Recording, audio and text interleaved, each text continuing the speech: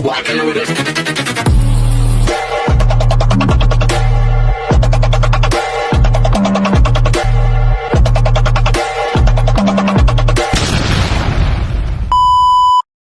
Hi everyone! Good evening! I'm back! It's your Mama Sam dito sa Sam TV. Kamusta naman po kayong mga amigo, amiga, kumare at kumpare? Sana lahat kayo ay okay na okay ngayong gabi. Syempre, una sa lahat, gusto ko muna mag-shout out. Shout out sa lahat ng mga kaibigan natin na nanonood dito araw-araw. Kung nanonood ka, isa ka sa mga shout out ko. Lalo-lalo na syempre yung mga kaibigan natin na nasa Middle East. My gosh, grabe. Talagang ginagawa nila tayong libangan araw-araw, no? So maraming salamat at sinasama ninyo ako sa buhay ninyo. At hindi lang yan, syempre, yung mga kaibigan din natin na nasa parting Amerika, katulad ng Canada, USA, oh my gosh, naramdam ko kayo, para lang kayo nandito sa tabi ko. At saka syempre, yung mga kaibigan natin na nasa Australia, naku, marami tayo dyan, sila Arpen, maraming salamat. And then, of course, yung mga nasa Pilipinas, syempre, ang solid nating mga supporters sa Pilipinas na lagi talaga nakatutok dito. Kapon ka. Ramdam ko ang pagmamahal at support ninyo sa akin. So maraming salamat po.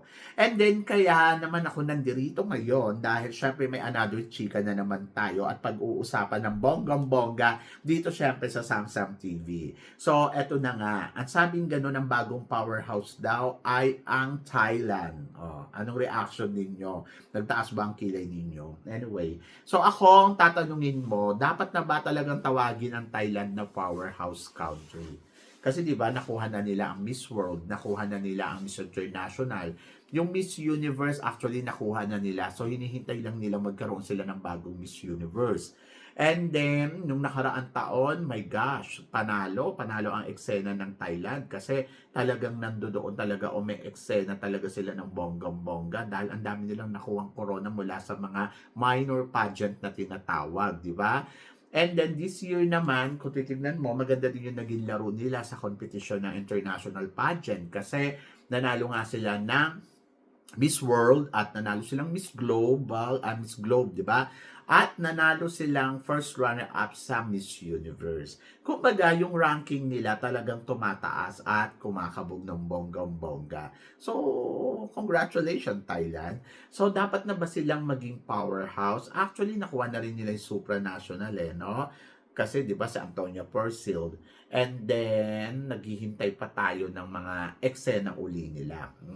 So ang hinihintay na lang diyan na manalo sila ng Miss Universe. I think sa isang taon, etong taon na to, baka sila ang manalo ng Miss Universe ha. Kasi syempre, alam naman natin na salitan lang yung dalawa, yung Mexico and Thailand. Imagine din nyo, this year, di ba, parang silang dalawa yung nag-last two standing sa Miss Universe. O, di ba, maloka ka. Ito lang, no, nakaraang taon, silang dalawa, Thailand and Mexico. Yung may-ari, taga-Thai, tapos Mexico, yung kasosyo. So, ano pa? Tapos, nung 2024, parehas din lang sila nakarating sa ano ba?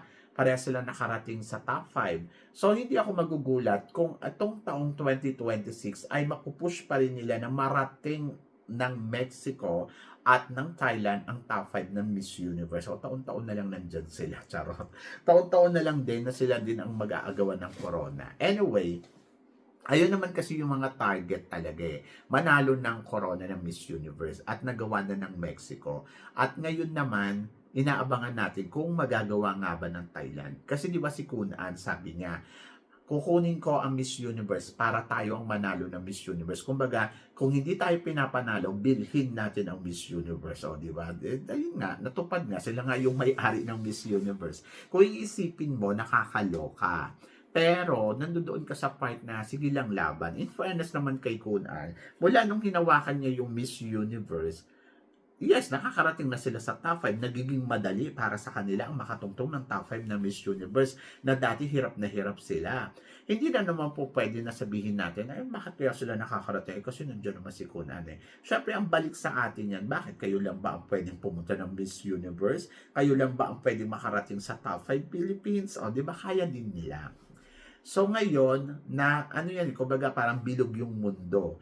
Minsan tayo ang nasa itaas, minsan tayo ang nasa ibaba. Pero ngayon taon na 'to, swerte kasi nung 2025, 'di ba, nabalik tayo sa top 5. Ayun talaga yung sinasabi ko. Naku, kapag hindi tayo nabalik sa top 5, malulungkot ako talaga. Maloloka ako. Yung kumbaga parang wala na 'to. Sila-sila na lang 'to, yung gano'n. Pero ngayon, since na nalagay nila sa top 5 si Philippines, so wala akong pakialam kung nandiyan sila Thailand, sila Mexico. So, bahala sila dyan. Basta nandiyan si Philippines. So, napatunayan naman nila sa akin, ewan ko sa inyo, na parang, okay. So, titignan pa rin pala talaga nila si Philippines taon-taon. Okay, yon.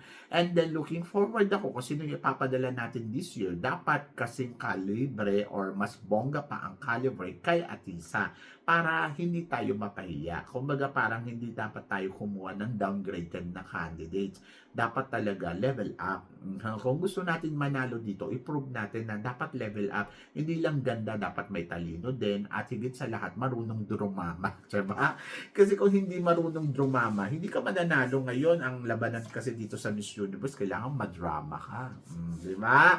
Kailangan doon ka sa marunong ka umiyak, marunong kang mag-walk out, yung mga tipong ganun, dapat eksenadora ka para mapansin ka ng bongga-bongga. Kasi si Fatima nakilala ng ganun, so ang gusto niya, ma-remember siya bilang ganon.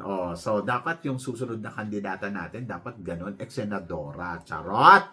Anyway, so balik tayo doon, dapat na ba silang tawaging powerhouse? Hindi pa.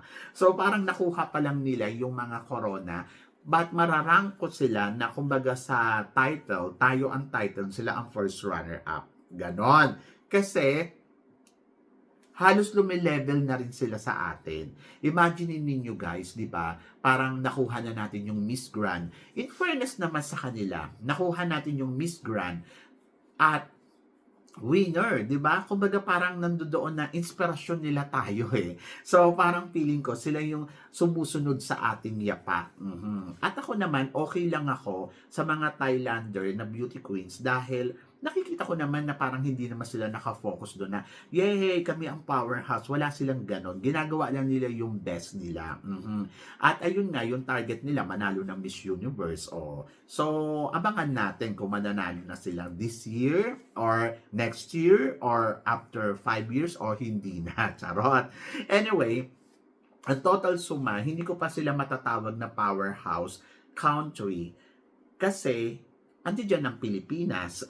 Pag nawala na siguro yung Pilipinas, sila yung papalit. Ganon. Pero for now, parang feeling ko, kumbaga nga sa runners-up, sila ang first runner-up, tayo ang title holder. In fairness sa kanila, lumalakas yung laban ng Thailand sa international pageant. At isa sila sa mga nagiging matindi nating katapat pagdating sa Asia. Hindi Indonesia, hindi Vietnam, hindi Myanmar, at hindi rin Cambodia. Ang Thailand talaga ang isa sa mga sumusunod sa yapak ng Pilipinas pagdating sa larangan ng beauty pageant. And I think, hindi ako magugulat kung dumating sila sa panahon na sila na yung tawagin na powerhouse.